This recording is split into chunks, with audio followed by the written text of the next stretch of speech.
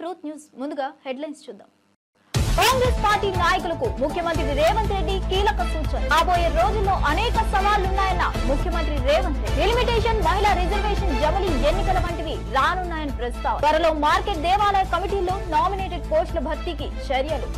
Israel Iran పరస్పర దాడులపై Trump తీవ్ర ఆగ్రహం. కాల్పుల విరమణ ఒప్పందాన్ని ఇరు దేశాలు ఉల్లంఘించాయని వెల్లడి. వెంటనే పైలట్లను వెనక్కి పిలవాలని ఇజ్రాయెల్ కు ట్రంప్ హెచ్చరిక. ఇజ్రాయెల్ చర్యపై తాను సంతోషంగా లేనన్న అమెరికా అధ్యక్షుడు. దంగేటి జాహ్నవిని అభినందించిన జగన్. వ్యోమగామి అభ్యర్థిగా ఎంపికైన జాహ్నవి ప్రతి భారతీయుడికి, ఆంధ్రుడికి గర్వకారణమన్న జగన్. భవిష్యత్తులో మరిన్ని విజయాలు సాధించాలని ఆకాంక్ష. ఒకరిని పరామర్శించేందుకు వచ్చి ముగ్గురిని చంపేశారు. జగన్ పై శ్రీకృష్ణదేవరాయలు ఫైర్. మాజీ స్పీకర్ కోడెల విగ్రహ ఆవిష్కరణలో టీడీపీ నేతల వ్యాఖ్యలు. బెట్టింగ్ రాయుడు కుటుంబాన్ని పరామర్శించడం సిగ్గుచేటన్న కన్నా. తెలంగాణ ప్రభుత్వ రైతు భరోసా సంబరాలపై హరీష్ రావు తీవ్ర విమర్శ. రైతులకు కష్టాలు మిగిల్చి ఉత్సవాలు చేసుకుంటున్నారని మండిపాటు. గత బీఆర్ఎస్ ప్రభుత్వం 11 సార్లు రైతు బంధు ఇచ్చిందని గుర్తు చేసిన హరీష్. ఫోన్ ట్యాపింగ్ కేసులో సిట్ ముందు ఈటల వాంగ్మూలం. ప్రభాకర్ రావు ఎవరి ఆదేశాలతో ట్యాపింగ్ చేశారో చెప్పాలన్న ఈటల. హుజూరాబాద్, గజ్వేల్, మునుగోడు ఎన్నికల్లో తన ఫోన్ ట్యాప్ చేశారని ఆరోపణ. ప్రభాకర్ రావు నియామకం నిబంధనలకు విరుద్ధమని వ్యాఖ్య. ఇజ్రాయెల్ ఇరాన్ దేశాల మధ్య కాల్పుల విరమణ ఒప్పందం అమల్లో ఉన్నప్పటికీ ఇరు దేశాలు పరస్పర దాడులకు పాల్పడడంపై అమెరికా అధ్యక్షుడు డొనాల్డ్ ట్రంప్ తీవ్ర స్థాయిలో మండిపడ్డారు. కాల్పుల విరమణ ఒప్పందాన్ని ఇరాన్ తో పాటు ఇజ్రాయెల్ కూడా ఉల్లంఘించిందని ఆయన ఆరోపించారు. ముఖ్యంగా ఇజ్రాయెల్ ను ఉద్దేశించి తక్షణమే తమ పైలట్లను వెనక్కి పిలవాలని, బాంబు దాడులు నిలిపివేయాలని ఆయన గట్టిగా హెచ్చరించారు. ది హేగ్ లో జరిగే నాటో సదస్సుకు బయలుదేరే ముందు మీడియాతో మాట్లాడిన సందర్భంగా ట్రంప్ ఈ వ్యాఖ్యలు చేశారు. కాల్పుల విరమణ ఒప్పందం కుదిరిన తర్వాత కూడా ఇరాన్, ఇజ్రాయెల్ దేశాలు మళ్లీ దాడులు చేసుకున్నాయనే విషయాన్ని ఆయన ధృవీకరించారు. ఇరాన్ తో పాటు ఇజ్రాయెల్ కూడా కాల్పుల విరమణను ఉల్లంఘించింది. ఇజ్రాయెల్ చర్య పట్ల నేను సంతోషంగా లేను.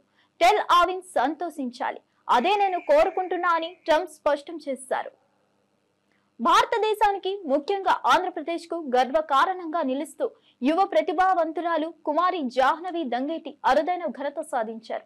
ప్రతిష్టాత్మక టైటాన్ స్పేస్ సంస్థ నిర్వహించే ఆస్కాన్ ప్రోగ్రామ్స్ ను ఆమె ఆస్ట్రోనాట్ క్యాండిడేట్ వ్యోమగామి అభ్యర్థిగా ఎంపికయ్యారు. 2029లో చేపట్టతలపెట్టిన అంతరిక్ష యాత్ర కోసం ఆమె ఈ శిక్షణ కార్యక్రమంలో పాల్గొనున్నారు. ఈ వార్త తెలియగానే జాహ్నవికి సర్వత్రా అభినందనలు వెల్లువెత్తుతున్నాయి. వైసీపీ అధినేత జగన్ కూడా జాహ్నవిని అభినందించారు. ఎక్స్ వేదికగా ఆయన స్పందిస్తూ అంతరిక్ష యానికి ఎంపికైన తొలి భారతీయ యువతి, అందున ఏపీకి చెందిన యువతి కావడం ప్రతి భారతీయుడికి, ఆంధ్రుడికి గర్వకారణం. ఎంతో మందికి జాహ్నవి స్ఫూర్తిగా నిలుస్తుంది. భవిష్యత్తులో జాహ్నవి మరిన్ని విజయాలు సాధించాలని ఆకాంక్షించారు. భవిష్యత్తులో అనేక సవాళ్లు ఎదుర్కొనున్నందుకు వాటిని అధిగమించేందుకు నాయకులు, కార్యకర్తలు సిద్ధంగా ఉండాలని ముఖ్యమంత్రి రేవంత్ రెడ్డి పార్టీ నాయకులకు పిలుపునిచ్చారు.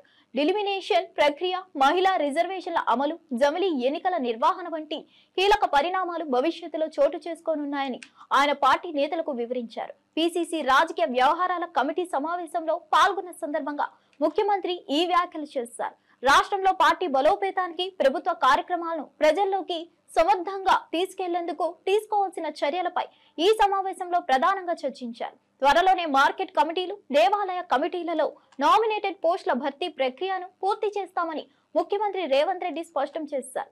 అదే విధంగా జూబ్లీహిల్స్ అసెంబ్లీ నియోజకవర్గానికి జరగనున్న ఉప ఎన్నికకు పార్టీ శ్రేణులను ఇప్పటి నుంచే సమయాత్తం చేయాలని ఆయన సూచించారు. స్థాయికి ఎదగడానికి ఈ వేదికలే మనకు ఉపయోగపడతాయి. అందుకే ఈరోజు ప్రభుత్వంలో బాధ్యత కంటే పార్టీ బాధ్యతలకు అత్యంత ప్రాధాన్యం కాంగ్రెస్ పార్టీ మొదటి నుంచి ఇస్తుంది. ఈరోజు మీ అందరినీ, ఈరోజు కాంగ్రెస్ పార్టీ అధికారంలో ఉన్న సందర్భంలో వేలాది మంది పదవులకు పోటీ పడ్డారు. ప్రధాన కార్యదర్శులు కావచ్చు, ఉపాధ్యక్షులు కావచ్చు, వివిధ హోదాలలో బాధ్యతలు స్వీకరించడానికి ఈరోజు వేలాది మంది పోటీ పడిన అందులో నుంచి మీకు పార్టీ ఏఐసిసి అధ్యక్షులు మల్లికార్జున ఖర్గే గారు లోక్సభ అపోజిషన్ లీడర్ రాహుల్ గాంధీ గారు మీ అందరికీ అవకాశం ఇచ్చిండ్రు అని అంటే తెలంగాణ రాష్ట్రంలో కాంగ్రెస్ పార్టీని ముందుకు నడిపించడంలో, ప్రభుత్వం అమలు చేసే సంక్షేమ పథకాలను ప్రజలకు చేరవేయడంలో మీరు సారథులుగా ఉంటారు, పార్టీకి మంచి పేరు తీసుకొస్తారు అని చెప్పి ఏఐసిసి భావించడం వల్లనే ఇవాళ మీ అందరికీ అవకాశాలు వచ్చినాయి. ఈరోజు ఈ వేదిక మీద ఉన్న మేమెవరమైనా ఆ పక్క నుంచి ఆది శ్రీనివాస్ గారి నుంచి మొదలు పెడితే కాంగ్రెస్ పార్టీ కార్యకర్తగా, జిల్లా పార్టీ అధ్యక్షుడిగా, ఈరోజు ఎమ్మెల్యేగా, విప్పుగా వారి బాధ్యతలు చేపట్టారు. ఇక్కడున్న శ్రీహరి గారు జడ్పీటీసీగా కార్యకర్త స్థాయి నుంచి జడ్పీటీసీ నుంచి జిల్లా పార్టీ అధ్యక్షుడు, జిల్లా పార్టీ అధ్యక్షుడి నుంచి శాసనసభ్యుడి నుంచి ఈరోజు మంత్రిగా బాధ్యతలు చేపట్టి ఈరోజు ఈ వేదిక మీద కూర్చున్నారు. బట్టి విక్రమార్క గారు ఎన్ఎస్యుఐ నుంచి సిఎల్పి లీడర్గా, వర్కింగ్ ప్రెసిడెంట్గా, ఈరోజు ఉప ముఖ్యమంత్రిగా వారు ఈరోజు బాధ్యతలు చేపట్టారు. ఈ పక్కన మహేష్ కుమార్ గౌడ్ గారు ఎన్ఎస్యుఐ రాష్ట్ర అధ్యక్షుడి నుంచి మొదలు పెడితే కార్యనిర్వాహక అధ్యక్షుడు, శాసన మండలి సభ్యుడు, ఈరోజు పిసిసి ప్రెసిడెంట్గా వారు ఈరోజు బాధ్యతలు నిర్వహిస్తున్నారు. ఆ పక్కన సంపత్ కుమార్ గారు ఎన్ఎస్యుఐ యూత్ కాంగ్రెస్ నుంచి ఎమ్మెల్యేగా, అదేవిధంగా ఏఐసిసి సెక్రటరీగా ఈరోజు వారు బాధ్యతలు. ఆ పక్కన పెద్దలు షబీర్ అలీ గారు ఒకప్పుడు అసెంబ్లీలో యూత్ కాంగ్రెస్ నాయకుడిగా సుధీర్ కుమార్ గారి నేతృత్వంలో ఆనాడు నిరసన కార్యక్రమంలో శాసనసభలోకి దూసుకెళ్లి స్పీకర్ వరకు చేరుకుంటే ఆ రోజు 30 రోజులు యూత్ కాంగ్రెస్ ఉపాధ్యక్షుడిగా జైలుకి వెళ్ళి ఆ 33-34 ఏళ్ల వయసులోని ఎమ్మెల్యేగా, మంత్రిగా షబీర్ అలీ గారు ఇవాళ ఇక్కడ మీ ముందు అన్నాడు అంటే పార్టీలో బాధ్యత నిర్వహిస్తే తప్పకుండా అవకాశాలు వస్తాయి. ఇంకా చాలా మంది ఉన్నారు. వంశీకృష్ణ గారు ఈరోజు జిల్లా పార్టీ అధ్యక్షుడే ఎమ్మెల్యేగా అయినారు. అక్కడ నాయన్ రాజేందర్ రెడ్డి జిల్లా పార్టీ అధ్యక్షుడే ఎమ్మెల్యేగా ఉన్నారు. అదేవిధంగా ఇక్కడ చాలా మంది, శంకర్ నాయక్ గారు జిల్లా పార్టీ అధ్యక్షుడు ఈరోజు ఎమ్మెల్సీగా వారు బాధ్యత ఉన్నారు. సికింద్రాబాద్ జిల్లా పార్టీ అధ్యక్షుడు అనిల్ కుమార్ యాదవ్ ఈరోజు రాజ్యసభ సభ్యుడుగా ఈరోజు ఉన్నారు. రాజ్ ఠాకూర్ ఈరోజు పెద్దపల్లి జిల్లా అధ్యక్షుడుగా, శాసనసభ్యుడిగా ఉన్నారు. ఇట్లా చాలా మంది వేదికల ఎదురుగా డాక్టర్ కవంపల్లి సత్యనారాయణ గారు జిల్లా పార్టీ అధ్యక్షుడు. అధినేత జగన్ ఇటీవల పల్నాడు జిల్లాలో చేపట్టిన పరామర్శ యాత్ర తీవ్ర వివాదాస్పదంగా మారింది. ఈ పర్యటన సందర్భంగా జరిగిన ఘటనల్లో 3 వ్యక్తులు మరణించడంపై తెలుగుదేశం పార్టీ ప్రజాప్రతినిధులు తీవ్ర స్థాయిలో విరుచుకుపడ్డారు. పరామర్శ పేరుతో జగన్ అరాచకాన్ని సృష్టించారని వారు ఆరోపించారు. మంగళవారం పల్నాడు జిల్లా రాజుపాలెం మండలం కొత్తూరులో టీడీపీ సీనియర్ నేత, దివంగత మాజీ స్పీకర్ కోడెల శివప్రసాదరావు విగ్రహాన్ని ఆవిష్కరించిన అనంతరం సత్తెనపల్లి ఎమ్మెల్యే కన్నా లక్ష్మీనారాయణ, నరసారావుపేట ఎంపీ లావు శ్రీకృష్ణదేవరాయలు మీడియాతో మాట్లాడారు. ఈ సందర్భంగా వైఎస్ జగన్ పై తీవ్ర విమర్శలు గుప్పించారు. వైసీపీ అధినేత జగన్ ప్రజాస్వామ్యానికి విరుద్ధంగా వ్యవహరించి రాష్ట్రంలో 3 వ్యక్తుల మృతికి కారకుడయ్యాడని జగ్గంపేట ఎమ్మెల్యే జ్యోతుల నెహ్రూ తీవ్ర స్థాయిలో ఆరోపించారు. కూటమి ప్రభుత్వం అభివృద్ధి సంక్షేమాన్ని సమన్వయం చేసుకుంటూ ప్రజల మన్ననలు పొందుతుంటే ఓటమిని జీర్ణించుకోలేని జగన్ రాష్ట్రంలో అశాంతి సృష్టించేందుకు కుట్రలు పన్నుతున్నారని ఆయన మండిపడ్డారు. మంగళగిరిలోని తెలుగుదేశం పార్టీ కేంద్ర కార్యాలయంలో మంగళవారం ఏర్పాటు చేసిన విలేకరుల సమావేశంలో నెహ్రూ ఈ వ్యాఖ్యలు చేశారు. గత ఎన్నికల్లో ఓటమి పాలైనప్పటి నుంచి జగన్ ఎప్పుడు బయటకు వచ్చినా విధ్వంసమే సృష్టిస్తున్నారని నెహ్రూ విమర్శించారు. పొదిలిలో అరాచక శక్తులను ఊసిగొల్పి హింసకు పాల్పడ్డారని, ఈ ఘటనను అందరూ చూశారని అన్నారు. బెట్టింగ్ లో డబ్బులు పోగొట్టుకుని ఆత్మహత్య చేసుకున్న వ్యక్తికి విగ్రహం పెట్టేందుకు ప్రయత్నించి ఆ నెపంతో 3 ప్రాణాలు పోవడానికి జగన్ కారణమయ్యారని ఆయన ఆరోపించారు. కార్యక్రమం అరాచక శక్తుల యొక్క అరాచకం ఏ రకంగా జరిగిందో అక్కడ మనం చూసాం. కేవలం సంవత్సరం క్రితం ఎన్నికల ముందు బెట్టింగ్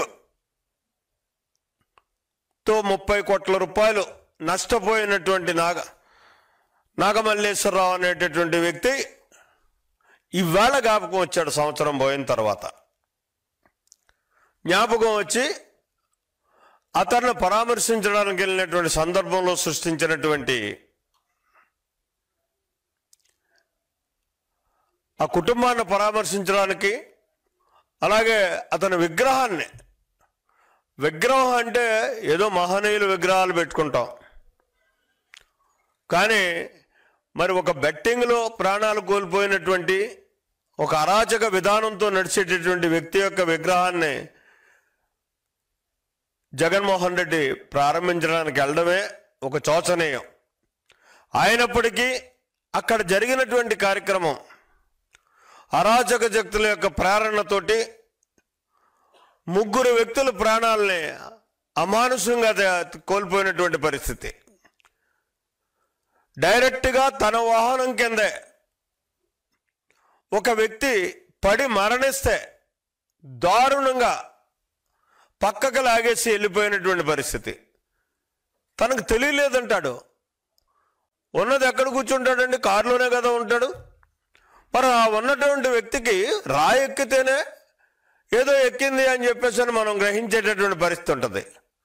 ఒక పక్క నుంచి కార్యకర్తలు గోల పెడుతున్నారు, మనిషి చనిపోతాం, మనిషి మీద కారు ఎక్కేసిందని చెప్పేసి దారుణంగా దౌర్జన్యంగా ఎక్కడా కూడా నిర్దాక్షిణ్యంగా కారును ఆపకుండా వెళ్ళిపో. తెలంగాణ ప్రభుత్వం చేపట్టిన రైతు భరోసా విజయోత్సవ సభల పట్ల మాజీ మంత్రి టీఆర్ఎస్ నేత హరీష్ రావు తీవ్ర అసంతృప్తి వ్యక్తం చేశారు.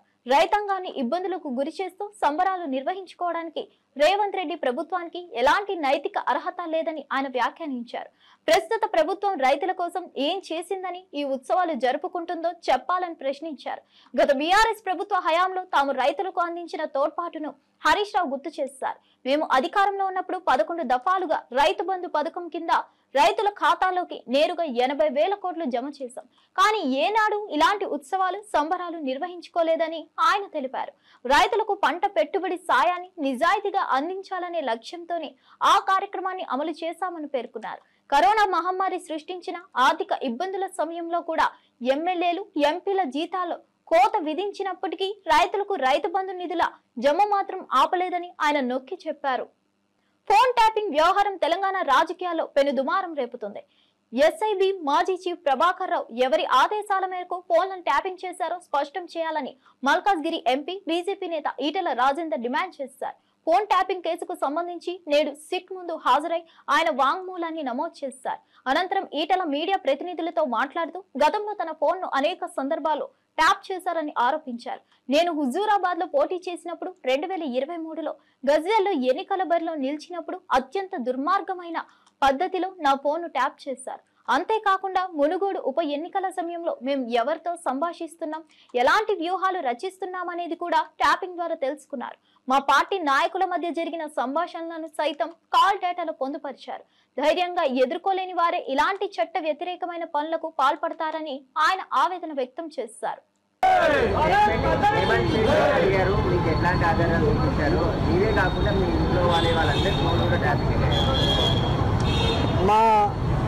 మా వైఫ్, మా భార్య నడిపేటువంటి జమునా హ్యాచరీస్ ఫోన్ నంబర్లు కూడా మొత్తం ట్యాప్ చేసిండు టోటల్గా. మా వాళ్ళు బిజినెస్లో ఏ మెసేజ్ అయితే పంపుకుంటారో, మేము ఏదైనా మెసేజ్ పంపుతామో అవన్నీ కూడా వాళ్ళు ఎవరైనా రికార్డు దొరికింది మొత్తం. ఆ చాట్ అంతా కూడా నాకు ఇచ్చింది. నన్ను అడిగింది ఇవన్నీ మీవేనా అంటే ఇవన్నీ కూడా మావే. ఇలా మా విక్రమ్ రెడ్డి గారు మా జిల్లా పార్టీ అధ్యక్షుడు, మా గిరివర్ధన్ రెడ్డి గారు మా పార్టీ నాయకులు, మా సతీష్ గారు మా పార్టీ నాయకులు, వేణుగోపాల్ రెడ్డి గారు మా పార్టీ నాయకులు, ఇవాళ మా సాయి గారు, అనేక మంది, కొన్ని వందల మంది. హుజురాబాద్లో 2021లో ప్రతి నిమిషం నిఘా పెట్టినట్టుగా ఇక్కడ రికార్డులు ఉన్నాయి.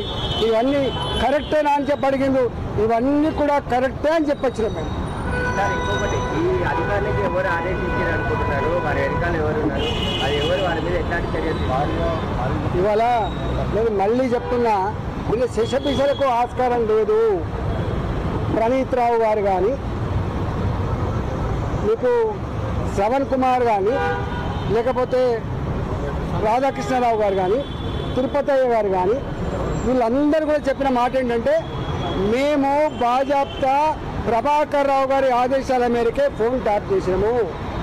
ప్రభాకర్ రావు గారి ఆదేశాల మేరకే ఈ సమాచారం అంతా కూడా సేకరించి ఇచ్చినాము.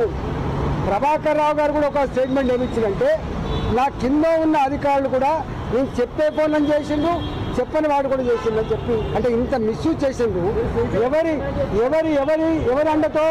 తప్పకుండా ఈ డిపార్ట్మెంట్ ముఖ్యమంత్రి గారి కంట్రోల్లో ఉంటుంది. ఈ ఇంటెలిజెన్స్ వ్యవస్థ కానీ, ఎస్ఐబి కానీ, లా అండ్ ఆర్డర్ కానీ ఇవన్నీ కంట్రోల్ ఉండేది ముఖ్యమంత్రి దగ్గర ఉంటుంది. ఏ పీరియడ్లో ఇవి ట్యాప్ చేయబడ్డావో, ఏ పీరియడ్లో ఈ సమాచారం సేకరించబడ్డావో అప్పుడు ముఖ్యమంత్రి గారు ఎవరుంటారు? కేసీఆర్ గారు ఉంటారు. ఇవాళ ముఖ్యమంత్రి గారికి తెలవాలి. ఇవాళ ముఖ్యమంత్రి గారి కిందనే ఉంటుంది ఇంటెలిజెన్స్ వ్యవస్థ, ముఖ్యమంత్రి గారి కిందనే ఉంటుంది ఇవాళ ఎస్ఐబి వ్యవస్థ. ఇవాళ ఈ ముఖ్యమంత్రి గారు చెప్పాలి. మంత్రిగా పనిచేసిన సమయంలో మంత్రిగా పనిచేశారు. ఆ సమయంలో ఫోన్ ట్యాపింగ్ సంబంధించి చర్చ కానీ ఇట్లాంటి ప్రభాకర్ రావు మీట్ కావడం కానీ అట్లాంటివి జరిగినాయి ముఖ్యమంత్రి గారు. అసలు జనరల్గా ఇంటెలిజెన్స్ వ్యవస్థ కానీ, ఎస్ఐబి కానీ ఈ రెండు చాలా కాన్ఫిడెన్షియల్గా పనిచేయాల్సిన డిపార్ట్మెంట్. ఇవాళ ఈ రూపంలో వాటి చరిత్ర ఇంత మలైనైతని బయటకు వస్తుందని చెప్పి ఎవరు ఊహించలేదు. అంటే ఎంత బాధ అవుతుందంటే భార్యాభర్తలు నేను నా భార్య ఇద్దరం మాట్లాడుకునే సంభాషణ కూడా ఉంటుందంటే ఎంత నీచానికి ఒడిగట్టిండు, వీళ్ళెంత నీచానికి ఒడిగట్టిండు.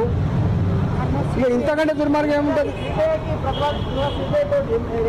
ఒకవేళ ఈ ప్రభుత్వానికి దమ్ము లేకపోతే, ఈ ప్రభుత్వానికి నిజాయితీ లేకపోతే మేమున్నాం, సిబిఐకి అప్పచెప్పండి. ఎక్కడ ఆంధ్రప్రదేశ్ కాంగ్రెస్ కమిటీ అధ్యక్షురాలు వైఎస్ షర్మిల మంగళవారం నాడు నెల్లూరు జిల్లాలో పర్యటించారు. ఈ సందర్భంగా ఆమె తన సోదరుడు వైసీపీ అధ్యక్షుడు జగన్ లక్ష్యంగా తీవ్ర స్థాయిలో విమర్శనాస్త్రాలు సంధించారు. ప్రతి విషయంలోనూ జగన్ ప్రజలను వంచారని, అధికారం చేతిలో ఉన్నప్పుడు ప్రజల వద్దకు వెళ్లని ఆయన ఇప్పుడు ఓటమి తర్వాత జన సమీకరణ పేరుతో బల ప్రదర్శనలకు దిగుతున్నారని ఆమె మండిపడ్డారు. మాజీ సీఎం జగన్ పల్నాడు జిల్లా పర్యటన సందర్భంగా సింగయ్య అనే వ్యక్తి మృతి చెందిన విషాద ఘటనపై షర్మిల స్పందించారు. జగన్ కారు సైడ్ బోర్డుపై నిలబడి ప్రయాణించడం మొదటి తప్పని, ఆయన షేక్ హ్యాండ్ ఇస్తున్న సమయంలోనే ఈ దురదృష్టకర సంఘటన చోటు చేసుకుందని ఆమె ఆవేదన వ్యక్తం చేశారు. ఈ దుర్ఘటనకు సంబంధించిన వీడియోను ఫేక్ అని ప్రచారం చేయడం అత్యంత దురదృష్టకరమని ఆమె వ్యాఖ్యానించారు. ఫేక్ అనడం చాలా చాలా దురదృష్టకరం. మళ్ళీ చెప్తున్నాం, జగన్మోహన్ రెడ్డి గారు ఏ యాత్రలు చేసినా ఈ మధ్య బల ప్రదర్శన కోసమే చేస్తున్నారు. జగన్మోహన్ రెడ్డి గారు 5 సంవత్సరాలు జగన్మోహన్ రెడ్డి గారు ముఖ్యమంత్రిగా ఉన్నారు. ఏ ఒక్కరోజు ప్రజల దగ్గరికి రాలేదు. పూర్తి మద్యపాన నిషేధం అన్నారు. ఆ మద్యంలోనే పెద్ద కుంభకోణం చేశారు. 1 కాదు 2 కాదు, ప్రతి విషయంలోనూ ప్రజలకు మోసం చేశారు. ఇప్పుడు ఓడిపోయిన తర్వాత ఇప్పుడు ప్రజల మధ్యలోకి వస్తున్నారు. అంటే ఏమిటి అర్థం? వాళ్ళ ఉనికి కాపాడుకోవడం కోసం జనాల మధ్య మేము లేకపోతే ప్రజలు మమ్మల్ని మర్చిపోతారు అని జన సమీకరణ చేసి మరి బల ప్రదర్శన చేసుకునే కార్యక్రమంలో ఉన్నారు జగన్మోహన్ రెడ్డి గారు. ఏ యాత్ర తీసుకున్నా కూడా ఆఖరికి బెట్టింగ్ చేసిన వాడి విగ్రహానికి కూడా జగన్మోహన్ రెడ్డి గారు ఒక నాయకుడిగా వెళ్ళారు అంటే అది కూడా పర్మిషన్ 100 మందికి ఇస్తే ఈయన 1000 మందిని వేసుకొని వెళ్ళారు. మరి ఎందుకు అనుమతించారు? మాకైతే ఏమీ అర్థం కావటం లేదు. ఏం జరుగుతుందో ఈ రాష్ట్రంలో 2 పార్టీలు కలిపి ప్రజలను నలిపేస్తున్నారు. మేడం కోర్టు ట్యాపింగ్ జరిగిందని ఆరోపించారు కదా. తెలంగాణలో మీ గవర్నమెంట్ అక్కడ మీకు ఎంక్వైరీ ఎందుకు లేదు? తెలంగాణ గవర్నమెంట్ మీకు సపోర్ట్ చేయడం మీరు భావిస్తున్నారు? మాటికి భావించడం లేదు. మరి ఫోన్ ట్యాపింగ్ మీ గవర్నమెంట్, తెలంగాణ మీ గవర్నమెంట్, కాంగ్రెస్ గవర్నమెంట్ ఓకే చేస్తున్నారు కదా, ఎంక్వైరీ చేస్తున్నారు కదా. మేడం సూపర్ 6 ఫైట్ డోర్ అంటున్నారు. అయితే ఇతర పార్టీలు దీని మీద ఫైట్ చేస్తున్నారు. అయితే కాంగ్రెస్ పార్టీ ప్రజల వైపు నుంచి ఎక్కడ అసలు చూసేలేదు, ఫైట్ చేసి ప్రజల వైపు నిలబడినారు. మీరు చాలా ఇల్ ఇన్ఫార్మ్డ్ గా ఉన్నారు. తాళీ బజావ్ అనే కార్యక్రమం మేము చాలా సీరియస్ గా చాలా చోట్ల చాలా సందర్భాలలో చాలా నెలల నుంచి చేస్తున్నాం. మీరు గమనించటం లేదేమో. ఇక్కడ కూడా చేశారు. ప్రతి జిల్లాలోనూ తాళీ బజావ్ అనే కార్యక్రమం కాంగ్రెస్ పార్టీ అదే పనిగా సూపర్ 6 సూపర్ ఫ్లాప్ ఉత్సాహం మాలో కాదన్నా. రాజు గారికి వచ్చాయి. అలాంటి కాంగ్రెస్ పార్టీలో కాంగ్రెస్ అభిమానం ఉన్న జిల్లాలో మీరు ఇంకా ప్రజల్లోకి వెళ్ళలేని పరిస్థితులు ఉన్నారని దానికే మీటింగ్ కాదు ఒక నిమిషం. మాకైతే అన్ని ఆంక్షలు పెడతారు. విశాఖ స్టీల్లో నేను ఆమరణ నిరాహార దీక్ష చేయబోతే నన్ను లిఫ్ట్ చేశారు. సూపర్ 6 చేయాలని మేము ఆందోళన చేయాలని ఇంట్లోంచి బయలుదేరితే మమ్మల్ని అయితే హౌస్ అరెస్టులు చేస్తారు. కానీ వైసీపీకి జగన్మోహన్ రెడ్డి గారి అలాంటి ఆంక్షలు ఏమీ కనిపించడం లేదు. 3 బండ్లతో పోవాలి అంటే వాళ్ళేమో 100 బండ్లతో పోవచ్చు. 100 మందితో చేసుకోవాలి అంటే వాళ్ళేమో 1000 మందితో చేసుకోవచ్చు. బల ప్రదర్శన ఎందుకు అని అడుగుతున్నాం. వాళ్ళకు డబ్బులున్నాయనా, మోడీ దత్తపుత్రుడు అనా, జనాల్ని సమీకరించినట్టు పోలీసులను కూడా కొంటున్నారా? అందుకే అడుగుతున్నాం, ఏం జరుగుతుందో అర్థం కావటం లేదు ఈ రాష్ట్రంలో అని. నిజానికి ప్రజల పక్షాన నిలబడి పోరాటం చేస్తున్న ఏకైక పార్టీ ఈరోజు కాంగ్రెస్ పార్టీ. మాకేమో అనుమతులు ఉండవు, మమ్మల్ని ఏమో హౌస్ అరెస్టులు చేస్తారు. కానీ ఇలా బల ప్రదర్శన చేసుకొని కార్ల కింద టైర్ల కింద జనాలను చంపేసే వాళ్ళకేమో అనుమతులు ఇస్తారు.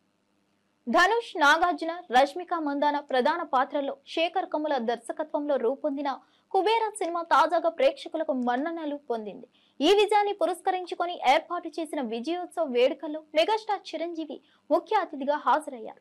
ఈ సందర్భంగా సంగీత దర్శకుడు దేవిశ్రీ ప్రసాద్ ఎమోషనల్ అయ్యారు. అప్పుడైనా ఇప్పుడైనా ఎప్పుడైనా నా విజయాలను తన భుజాలపై వేసుకొని అందరి ముందు ప్రశంసించే ఏకైక వ్యక్తి చిరంజీవి అంటూ దేవిశ్రీ గర్వంగా చెప్పారు. చిరంజీవితో తనకు ఉన్న సన్నిహిత సంబంధాన్ని గుర్తు చేసుకున్నారు. కుబేరా చిత్రానికి దేవిశ్రీ అందించిన సంగీతం ఇప్పటికే మంచి మార్కులు కొట్టేసింది.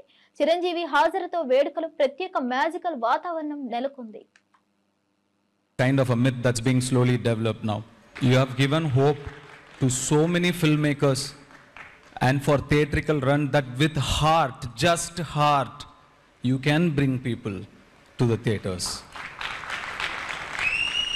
Emotion is the biggest grandeur. That is the most grandest, like what more can be bigger than human emotion? I don't think anything is bigger than human emotion. Like these films like this should happen to give hope to future filmmakers also. Filmmakers, like the next generation filmmakers shouldn't think like big films, big sets, CG, superhuman, superhero, no, superhuman. That should they should think like, you know, human drama will work. It is a very important film, sir. Not because I am in it, not at all. It's not coming from that place at all. So in that way, I think there are a lot of filmmakers and lot of people in general are going to be very thankful to you. You have pulled off this miracle in these times. Similarly, a film in Tamil also worked brilliantly. Tourist Family, a film. Even that film, a simple human drama, pulled audience to theatre. So people are ready to watch. So we should start thinking in that angle. And all of you would have seen all the, whoever spoke here, the cast and crew, everybody, such positive people, all of them, each and one of them are so positive in their own sweet way. When all these so many people come together, the result can be only positive, right? And I'm not going to thank each and every one of you. We've thanked each of us, all of us, with each other enough number of times. So just one big thanks to all of you. That's all. And everybody worked very hard. And now it's not you and me. We as a team are thankful to the world. Very big thanks. And my mother keeps telling me, when there is success, talk less. So I'm going to talk less, not going to talk more. But it's also, my father says it's also important to count your blessings and be grateful. So I'm doing that also here. And very, very, very, very happy to see the smile on your face, and more importantly, the smile on my producer's face.